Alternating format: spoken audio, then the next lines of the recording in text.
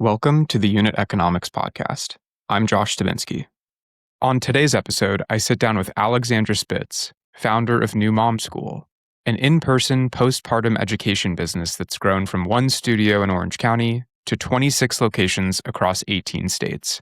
In this conversation, we talk about why Alex chose franchising over opening company-owned locations, how she selects markets and franchisees, how pricing and customer acquisition work, and what it takes to train instructors and create a consistent experience across a rapidly growing network. We also get into ideal class sizes, what Alex has learned through scaling the business quickly, and how her thinking about who makes a good franchisee has changed along the way. I learned a lot during my conversation with Alex, and I hope you enjoy it as much as I did.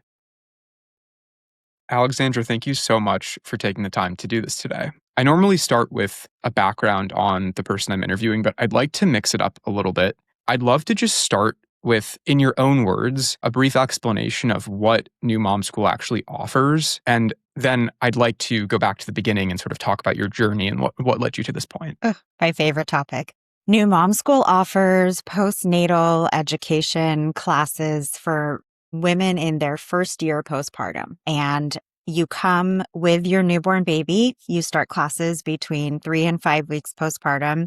However, you register before you have your baby with your due date, because how we group our cohorts is by the baby's actual birth date. So we create what we think are going to be the cohorts. Babies obviously come on their own timetable, and then we adjust the moms so that you are with other moms who have babies the closest in age as possible. You meet once a week with your cohort for 8 weeks. Each week is 90 minutes, but moms want to stay forever for the whole day. After that first day, they never want to leave. What we hear over and over is that it's the highlight of their week.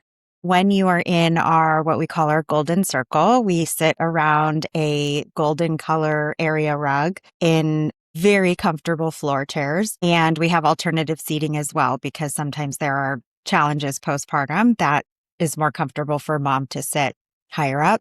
It's very structured. So each class of that 8-week series has a particular topic that has been curated by me over the years. We have a special New Mom School only curriculum, and that was created with various medical professionals and specialists over the years. So all of the curriculum that's being delivered is backed by research and formulated in partnership with medical practitioners and various practitioners within the local communities. Our classes are 100% in person.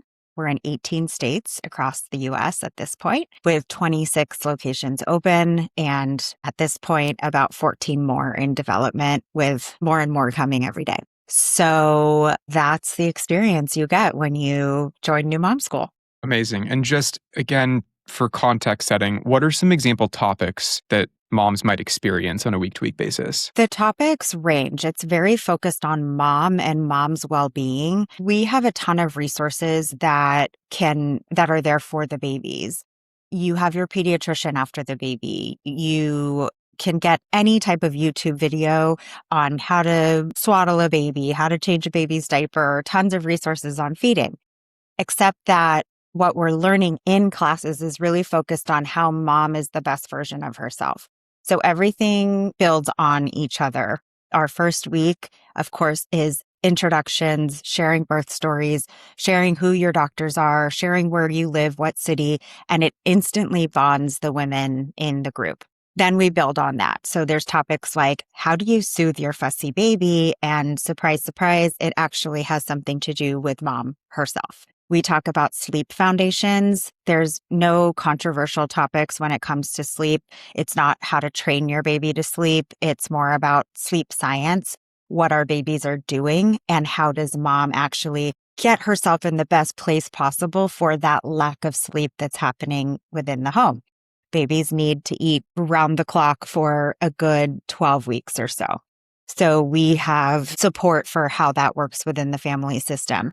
A big area that is becoming more nationally known and wasn't when I first started having it in classes was around the woman's recovery. So pelvic floor physical therapy is standard of care in other countries, yet moms don't get any of it prescribed, especially after a cesarean, which is a major abdominal surgery.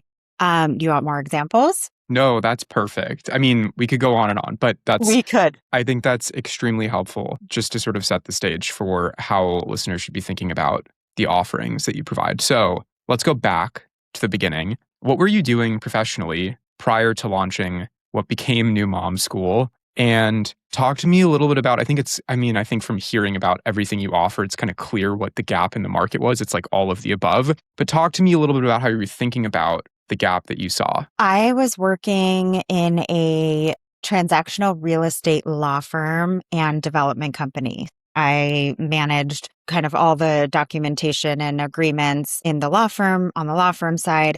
I managed all of our purchases and acquisitions on the real estate side, as well as all of the office operations in our four walls. When I had my first son in 2011, I went through pregnancy just really confident that this is what I was meant to be doing. I was put on earth to be a mom. I was Judgy McJudgerson, my two sister-in-laws that had already had their babies. And I had no idea why it was so hard for them. I really didn't know anyone else who had had babies. So they were my only examples. And I just remember thinking, that's not going to be me. This is going to be a breeze. I've helped with my nieces and nephews since they were born as newborns. I've got this. Well, it turns out I didn't have it. And I really had a very challenging postpartum experience. I experienced really, really deep loneliness, a lot of isolation, a huge lack of confidence. I really felt like I had made a mistake. Like, wow, I really was not meant to be a mom. My relationship very much struggled. We didn't really know how we were going to make it through. And I just realized at that point that I have to do something. I was really in a downward spiral, and it didn't feel like it just felt like this is how it was going to be forever. And it wasn't that my baby was difficult. He was actually what I know now to be an angel baby. He slept really well from the time he was 5 weeks old. Once like the initial challenges of feeding subsided, we were on a great cadence. We had a great rhythm. It was me that was suffering. I was suffering with my identity. I had never gone through a transition and a shift like that in my identity. And I couldn't understand why it was so hard. I was so down on myself. You know, my mom would come and visit, and she said to me, you need to start a mom group. And I said, no way. I can't show up like this. I'm weak. I'm not myself. Like everyone else is going to have it together, and I'm not. And so I finally got to the point, well, if I don't do this, what am I going to do? I have to do something. That experience changed my life and the whole trajectory of my life. I was in that room with these other women who had babies closer in age. It wasn't as small of an age gap as we do, but I think we were at a span of over 3 months. There wasn't really any structure to the group. Our group facilitator was supportive. She was sweet. She gave us hugs. She offered to hold our babies, and she couldn't answer our deeper questions. Why is this happening? Why do I feel like this? What's happening in my relationship? And I remember just kind of going down the rabbit hole of research. I'm an information junkie. When I get interested in something, I want to become the expert on it. And the girls in my group started coming to me with their questions. And I just remember I'll never forget it. I was sitting against the wall in that group one day thinking, this is brilliant and I can do it better. I can add the research that I'm finding. There is decades of research behind what happens to a woman after she gives birth, yet it's not getting deployed to new parents. And it's leading to the decline in marital satisfaction, the decline in mental health of the mom, the dad, the children, and that has a lifelong effect. How the mom is during those first few months of life has a direct impact on that child's childhood, how likely they are to use drugs and alcohol, what kind of relationships they're going to have as they get older, what kind of student they're going to be in an academic setting. It contributes so much. And once I learned about that, I almost couldn't see anything else but how do I make this experience better for moms so that we can actually change the next generation of children? So, walk me through what happens next. How does this turn into an entire franchise? Okay, so this was back in 2012. I was in the LA area when my first son was born, and my husband had been relocated to Orange County, which is about an hour and a half south of where we had lived in LA. I went kicking and screaming because at this point, my son was about a year and a half. I had now been with these women since he was 8 weeks old. We were together every week. Our partners were friends. Our lives were intertwined. This was the first time I had really had a true community. And it was the happiest I had ever been. And when my husband said, we're moving, and I mean, obviously I was part of the decision, but it was like, no, I'm so happy. I don't want to leave. Well, we moved. And I joined all of these mom classes because I wanted to find that community in my new area. I knew nobody. And every class that I went to, I had the same experience. I left feeling disappointed because my questions couldn't be answered with where my son was developmentally at that point. And I remember thinking, and then I started looking like, are there any classes for moms and babies? Maybe I can join. Maybe I can teach for them. Nothing. There was nothing. And I said, okay, well, this is a sign. This is my next step. Whatever this is going to be, it's going to happen. At that point, I had left my prior position that I had been with my old boss for 12 years. I could not imagine working for anyone else at that point. And my husband was extremely supportive. He said, no problem, do this, start it, take a few months, and then you can go back to work at that point. Well, I've never gone back to work. My little mommy and me support system locally in Orange County grew like wildfire. Pediatricians and OBGYNs were extremely thankful and supportive. They were sending their patients, and we kind of became that continuum of care after they delivered their babies. There's this care gap in our country. The mom has their birth professional, their OBGYN during their pregnancy, and there's a lot of touch points. You kind of just assume that's going to continue, except it doesn't. It falls off completely. So I came in there and was like, I'll do it.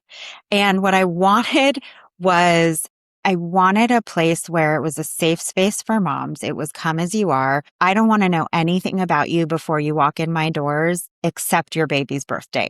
Like, that's all we need to know.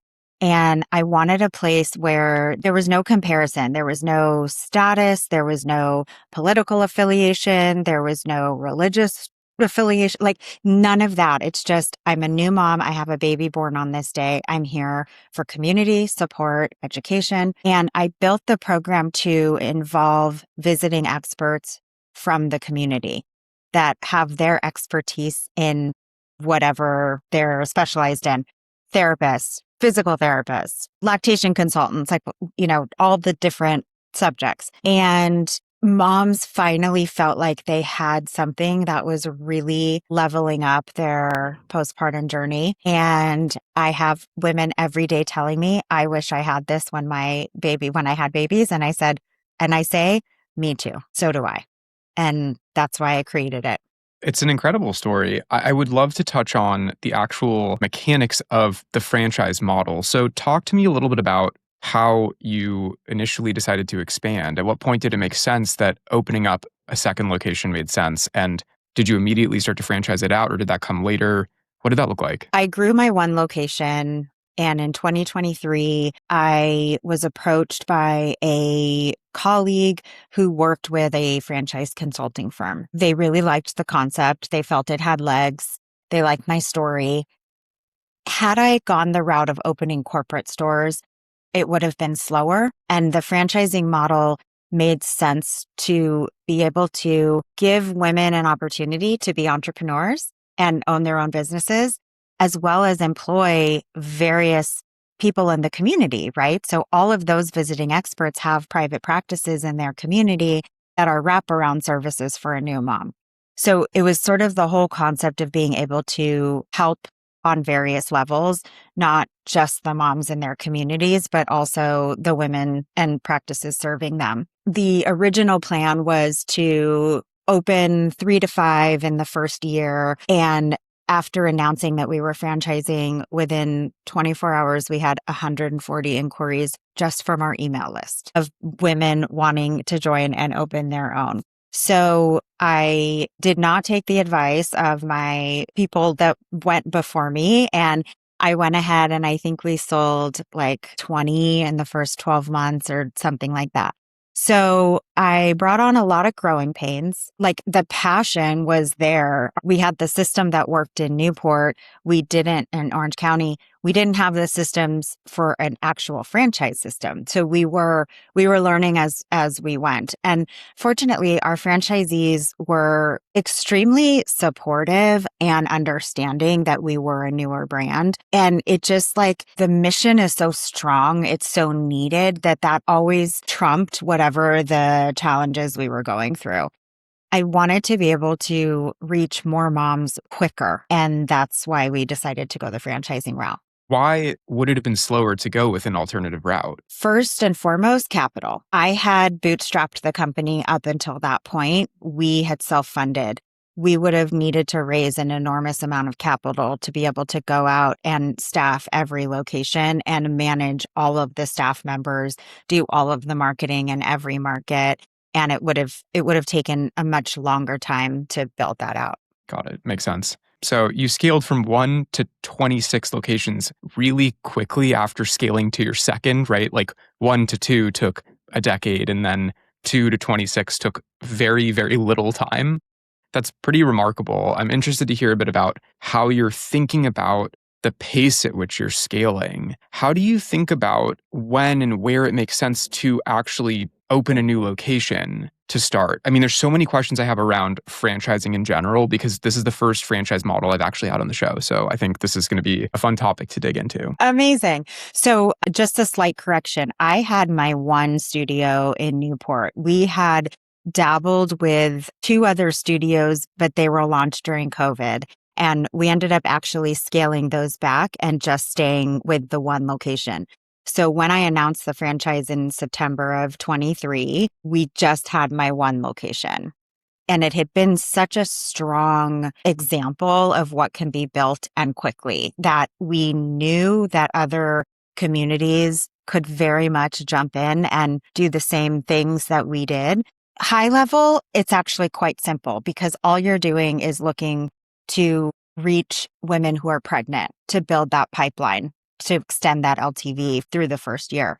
Except that women are having babies continuously. There's kind of like this story out there that women are not having babies, but that's not going to happen for a long time. Like, we already know that we're not even penetrating enough of a percentage in every community that we're in. So we know that there's market fit, demand is there. I love your question about franchising. So when we had the one, we then said, okay, well, let's look at the demographics of where we are. It does have a higher average household income. If we can mirror the demographics of where we started, we can look for other areas of the country that have similar demographics. So that's where we started. And it's mostly urban, not mostly. We are starting with urban areas. We have opened a couple that are in sort of, I call them like suburban, because they're not necessarily suburban, but they're not urban. And those have been, like, admittedly slower. So now we are completely only focused on urban. Reason being is that that's where couples are living when they have their first baby. They're not actually moving to the suburbs until they have toddlers. So programs that reach older babies and toddlers are much better suited for those suburbs. Interesting. What type of operator has turned out to be the most successful franchisee? Are there any patterns you see in people's background that tell you this is going to be a successful relationship, this person is going to have success with this location? And are there any red flags that you've started to notice along the way? I would say that the best operators is not necessarily about their background, but more around how dedicated they are to hiring their support staff with complementary skills to them versus hiring someone that has the same skills as them. So then you have, 2 mission-driven people, but no one that can actually dot the I's and cross the T's. So what we found to be our strongest owners and who we are continuing to look for is sort of how do you intend to build your team? How do you know what your skill sets are and what to look for in others? We use an incredible assessment tool called the Culture Index. It's been life-changing. So we have all of the profiles of our franchisees. We also have profiles of our prospects. So it compares how they're hardwired to what they believe what characteristics they believe they need to be a franchise owner or an employee of whatever role you're hiring for. So we use it in that process. We also use it when we're hiring internally. So we're able to actually see from data what this person's strongest skill sets are and determine whether that is the best profile for an owner. It could be a really good profile for a program manager. It could be a really good profile for an instructor. We help kind of name and identify whether it's going to work in each space. And I will say that the owners that have had the most success are the ones that are allowing us to partner with them to help them build their strongest team and that really have a trust in the fact that we have the recipe for success. How much agency do franchisees have around curriculum, let's say? How much flexibility is there in terms of how they're delivering the material or what material they're delivering? And also, has that changed over time? That's a great question. It's very important to us that our moms at every location are receiving the same experience as others. I will say that one thing I'm very, very proud of that we've spent a lot of time working on is our instructor training. The women in the room that are instructing and facilitating these classes is the experience that is what's going to be shared. And that mom that walks in that room needs to have what is known as our golden circle standard. So we are very, very intentional around how we train our instructors. It's quite a few hours. There are test outs, there's ongoing support, there's continued education, and it's extremely important to us that that is the priority. There's no new mom school without the experience of the mom. A really good indicator that we are doing that really well is of our I think we're at like 1,400 reviews across the system. 99.8% of them are 5 stars. And we do NPS surveys at the various locations. We're at a 77.27% NPS right now. That's really high. For people who aren't familiar with NPS scores, that's like exceptionally high. I was going to ask you, so I'm glad you brought this up. I was going to ask you about how you determine whether or not a given location is successful beyond financial metrics. I was going to ask what else you look at. I think that the reviews and the NPS scores are our biggest indicator as to how the moms are experiencing their classes. Another area that we really love to look at is how much our owners and their staff are engaging with us on the corporate team. Are they leaning into the optional additional resources that we're providing? Are they coming to our optional coaching calls, strategy sessions, brainstorming sessions, community sessions with other owners and corporate team members? That really lends itself to the owner leveling themselves up. So we're always looking at ways that we can have more touch points with our owners, elevating our resources, elevating our education and training, adding continued education. There are some that are required and it's necessary. We're still a very new system. So as we are emerging and growing and evolving, we're constantly leveling up what we're providing to our owners as well. I feel like there's a fairly tight window around when you can, I don't want to use the term acquire because it doesn't sound right at all when you're talking about a human, but like when you can acquire, a new mom or when you can bring a new mom into the funnel, let's say. Reach Yeah, a new when you mom. can, when you can reach a new mom. Let's use that term. That sounds like a lot healthier. So I'm interested to hear about how you think about reach and what tactics have been successful and how you think about creating a pipeline and how and where are you attracting the participants in the program? We're reaching them in their pregnancies and we have them sign up with their due dates for classes prior to their babies being born. The pregnant woman is our target audience. obviously. And it's a really nice baseline because we can go directly to the avenues that are serving pregnant women. So we're going to the OBGYNs. We are going to the various care providers in the community. Physical therapy is something that they do during pregnancy.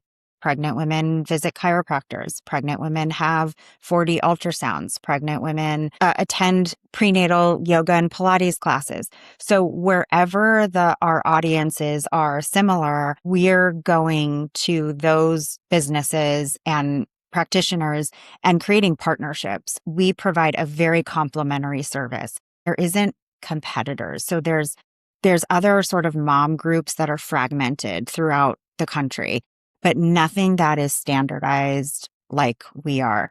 So we're able to really show how much, because we're backed by research, medical practitioners and specialists are very much interested in what we're offering, and we're a trusted place for them to send their patients to. So that's where we go. We go where the pregnant women are. Yeah, that makes sense. I'm also interested to hear about class sizes. So it's, I think, an interesting tension or trade-off around how many moms you can fill a class with, because the more moms you add, the more revenue you're going to bring in. But at a certain point, it becomes detrimental to the actual experience of the class. So how did you fine tune that number and where did you land? I so love that question. We landed at 14 moms. It is the perfect sweet spot between profitability, maximization, and experience. There's typically 1 to 2 moms that can't join every week. So we end up at around 12-ish moms per week, which is great. If 10 are there, also great. We do have a minimum class size of 8. Anywhere under that isn't going to lend itself to the right experience and isn't really going to contribute to profitability because of the expenses. Our instructors are paid, our visiting experts are compensated. At no point do we want this to be a sales opportunity for any of our visiting experts. This is truly educational and a chance for the women to ask one-on-one questions in real life with the experts. So there's no sales component in our classes. I cannot stand salesy. I can't stand any of that. These women just need to be supported. So we've really figured out that that's the number that works beautifully. How did I figure that out? Yeah. You ask? Well, when I first started, I had no business plan. I wasn't prepared to do this. There was no plan in my future to be a franchisor. I just did what I did. I just wanted women to have a better experience. I mean, I was profitable within the first few months because the overhead is extremely low. And our studios now are actually opening at or above break even, which is hardly heard of in a business concept. So what ended up happening was sort of like, my first couple groups maybe had 6 moms, and then maybe it had 8 moms, and then maybe I had 12 moms. And then I, kind of did my math, figured out where my break even was, and said, all right, I'm at 12. If I'm at 14, it's all profit after that. Let me try 13. And then that worked. And then let me try 14, and that worked. And then I had a class that had 16, and it wasn't a newborn class. It was a second time mom class. I didn't want to try it with a newborn class. I had 16. It was too many. Except that because it was a second time mom class, there's even more absences because they're dealing with toddlers who get sick and things like that.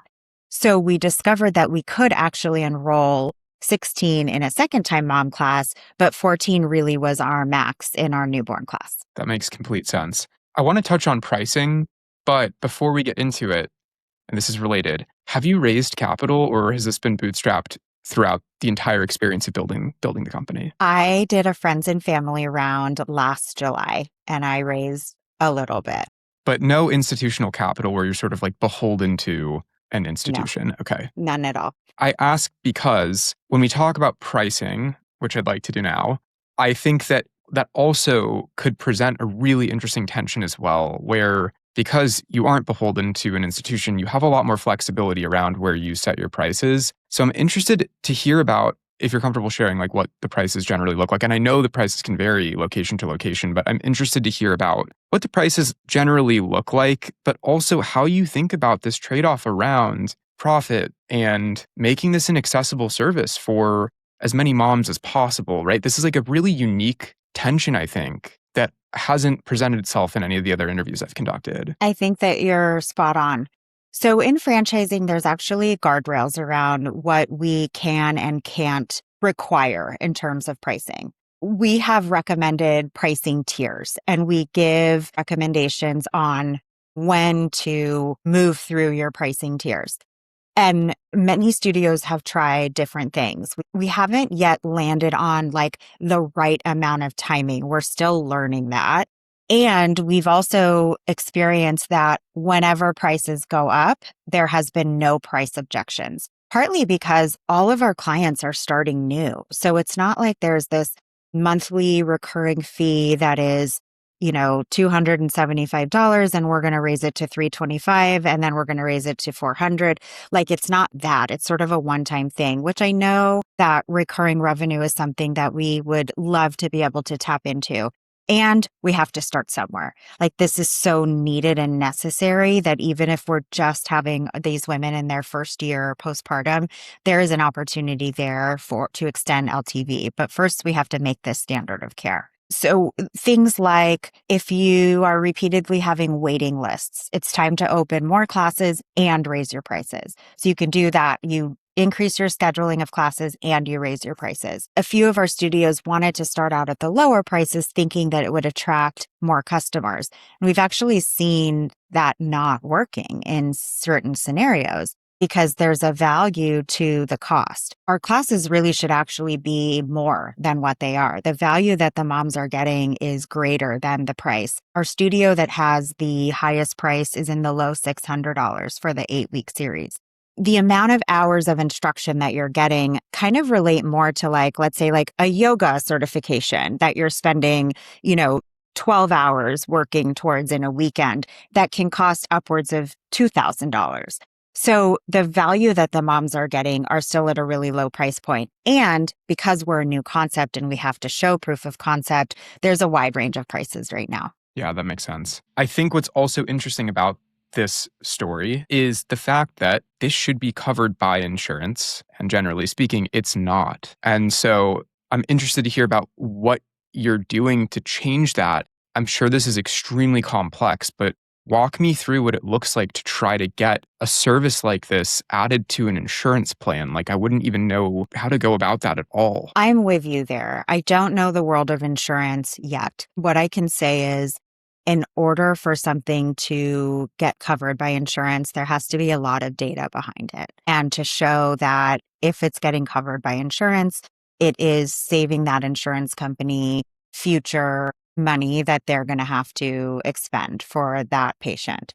So I also am not an expert. If anyone is listening that has any ideas, I am completely open and hungry for information about how. Because we are considered we're a private company at this point. So we are an extension of the healthcare system. We are not the healthcare system. So we are touching mental health, but not in a clinical setting. We are touching postpartum bodies, which like I said, can be treated by physical therapy, except that postpartum physical therapy isn't something covered by insurance unless it's within a hospital system. So there's so much that's still private pay when it comes to wraparound services for a woman. What it looks like probably is that it will become part of there's sort of like these benefit packages that corporations use for their employees. So a company like Carrot, for instance, is going to contribute towards, it's sort of like this own individual insurance policy or bucket of funds. So for things like a postpartum doula or a lactation consultant. But that's the avenue that I see us going down, is becoming part of those resources for perinatal women. You queued up my next question perfectly, which was, have you engaged with groups like Carrot or any corporations on a direct level to make this a benefit offered through employment? Haven't yet, intentionally, because we not intentionally, I guess, we're so intentional about getting the experience standardized and having more data to support how our program helps the woman and why it's beneficial for more women to come to our classes. Let's talk a little bit about training. What does that look like? How many hours are required as part of training? Who's training everybody? I assume you can't train maybe you are. I don't know. I don't think that's scalable though. And so in a world where you are scaling really quickly, like what does it look like to train more and more franchisees? It's a great question. I have an incredible team behind me. Everyone on my team is so obsessed with New Mom School and what we're doing. They are extremely locked in and bought in, and their output is on another level. I'm so grateful. Could never do it without them. New owners spend about 2.5 days with us in person in Orange County. It's our owner retreat. It is treated like a retreat. We care for these women. We are doing, lots of different activations with them. And that gives them the foundation for who New Mom School is, what different areas of the business are going to look like, kind of like a zoom out view, talking points, how you're going to speak about New Mom School, why key partners are important, different kind of key partners that you're going to partner with, the things that they can really work on prior to signing their lease for their studio and getting into training of instructors. So that's their first introduction, and it's with our team in person. So each person from the various departments are presenting and working with the owners. Once they have their instructors, program managers, their staff hired, we've created a virtual training pathway that is a combination. It's a hybrid of live virtually and pre-recorded with tests at the end, and then a live kind of test out where we're asking questions. How would you answer this? If a mom was going through this, what would you do? So, like I said earlier, I'm so proud of our instructor training, and we're seeing the fruits of our labor there. And then we have an LMS system that has hundreds of pieces of recorded content, SOPs. Our corporate team is always here for assistance. So if something isn't in there, we will answer it and we'll create an SOP for it. So every question that comes into the system, we create a process for. There's an element where there's this desire to kind of reinvent the wheel. And in franchising, this is a very common. It's not a problem. I don't see it as a problem because I love people's inventive brains. And across the system, there has to be consistency so that when, it's like you walk into a Chipotle in one place and you can order a hamburger, and in another place, it's like exactly the Chipotle menu. We're not selling burritos and hamburgers, but that's kind of like the best example that I can give. So we provide a lot of context as to why we do things a certain way and why we don't do things. But the scalability of it is how is it prepared? What's the training like? What's the training pathway like? And how do we give them the highest value without having to continuously repeat answers over and over and over again? So they'll write in and say, I'm having a problem with this in the technology software. And we'll say, great, we have a video for that. Here's the link to it in our LMS. After you watch it and you have more questions, let us know. We'll walk you through it. What's getting easier as you scale and what's getting harder? It's easier for us to stay within our guardrails. So it's easier for us to say, no, that's not New Mom School versus this is New Mom School and why. It's harder. I think building the team out is harder because our system. So most fun fact, most franchises fold between 20 and 25 locations. A very small percentage of franchise organizations will actually surpass 25 locations. So we're right on the cusp. I have no doubt that we're moving forward full steam. There's so much momentum. We're not folding. And so what happens now, though, is it becomes, as you said, how do you scale this versus having to be very much involved? And the answer is you expand your team to be able to support more, to really, once we're on a national scale, you need regional managers versus a franchise business coach that's assisting all franchise locations. So staffing is just as important with us on the corporate team as it is with our locations. So we're really looking at who has the right skill set to be in that particular role. Is there a consensus theory or explanation for what's going on at location 25? In terms of why franchisors fail at that point? Yeah. Yeah. I haven't done that research. I just know the metric. My guess would be if I'm thinking, we just opened our 26. So I think that what could have rocked us is not having full-time operational support on the corporate team that has extensive franchise experience. And I have no ego about this. I don't need to be the CEO. I can just be the founder. I can just sit on our board. I can just record podcasts all day long and talk about this and evangelize it. I am happy to do that. I would never hire myself to run a franchise without the franchising experience. Had I not put those people in place before having 25 locations, there's no way that I would have survived more than 25 locations. That's my guess as to why they fail. Yeah. Do you have a target number of locations you'd like to have open by the end of the year? By the end of the year. So I believe I actually know this number because it takes about 9 months to develop a studio. So we have 4 additional studios opening in 2026. So we'll end up at 30 by the end of 2026. We have an additional 14 in development going into 2027. And then, of course, I think that we will also bring on probably 6 to 10 new territories before the end of the year. So then those will go into the next year as well. How would you know? I don't think you are, but how would you know hypothetically that you were scaling too fast?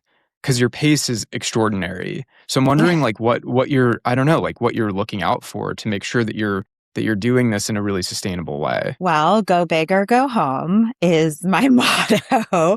I will take the path less traveled, and it excites me and I love it, and I wouldn't have it any other way. The reason I knew we had scaled too fast, and I give this advice to anyone who asks me about franchising, is you don't know what you don't know about a new industry. I know what it takes to run a new mom school. I can run it in my sleep. I cannot run a franchise system in my sleep. What happens is you have these owners and they've invested sometimes their life savings into opening up this business. And they're learning what I already know about running a new mom school. So where we end up having challenges is supporting them through the challenges that they're encountering. And what gets challenging is some of the kind of like the relationships amongst franchisees and franchisors. And in some scenarios, there becomes this sort of us versus them, not on our side. We are very much in support of all of our franchisees. Our core value list of number one is we're obsessed with our franchisees. And we are. Everything that we do is so that they can be successful in their 4 walls. So I am investing significant amounts of capital into systems that directly benefit our franchisees right now. And I'm happy to do so. I see it. I see where this is going. I know it in my body. And that's another component of knowing that we grew too fast is my intuition and my sense of this doesn't feel right.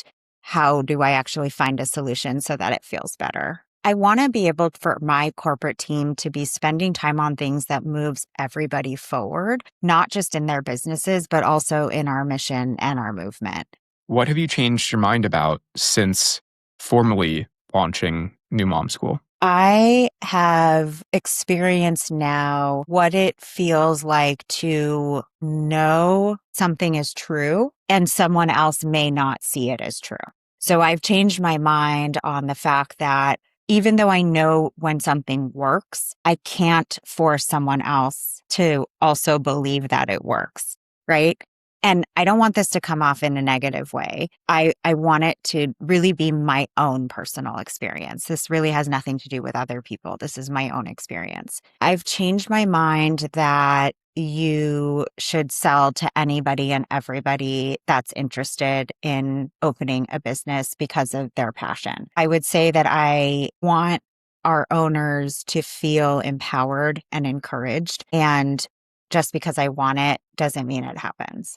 I think we have time for one more question. Go for it. Where do you see New Mom School 3 to 5 years out? I see us having a lot of data around what happens when a woman is supported in the postpartum period, and you being able to utilize that data to make systemic change in our country. Other countries are doing postpartum care really well. I want that for the US as well. I want our women to be happier. When mom is okay, everyone is doing better. Everyone is thriving. When mom's not okay is when it becomes more harmful for the family. So my goal is to be able to show that postpartum anxiety and depression rates have decreased across the country. We at this point have had 27,000 plus moms in our classes. To me, it's very impressive, but it's also like we can do more than that.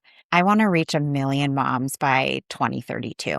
Even that is like just remarkable impact. So yeah, kudos. It's funny, like I am so proud of that. And I'm like, yeah, give me more. Amazing. Well, I cannot wait to see how it all unfolds. Alex, thank you so much for the time. I learned a ton. If you want to share with listeners where they can find New Mom School, please feel free to do so. We are New Mom School everywhere. So on socials, we're at New Mom School, and that's singular. It's New Mom School. LinkedIn, I'm Alexandra Spitz. We also have a LinkedIn for New Mom School, building that audience there. Yeah, I mean, newmomschool.com, all the same. Easy enough. I got all my domains. Thank you so much. Of course. All right, let's debrief.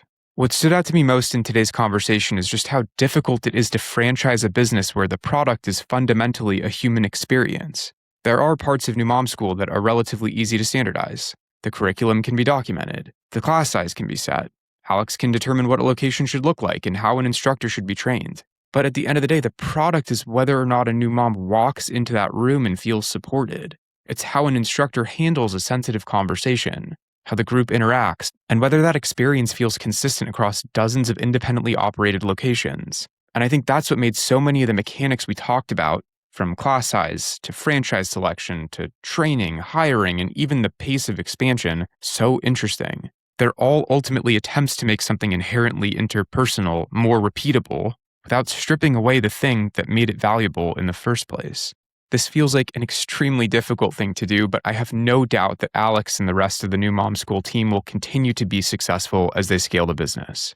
As always, I learned a lot during the conversation, and I hope you enjoyed it as much as I did. If you haven't already, make sure to follow and leave a review wherever you get your podcasts. Thanks for listening.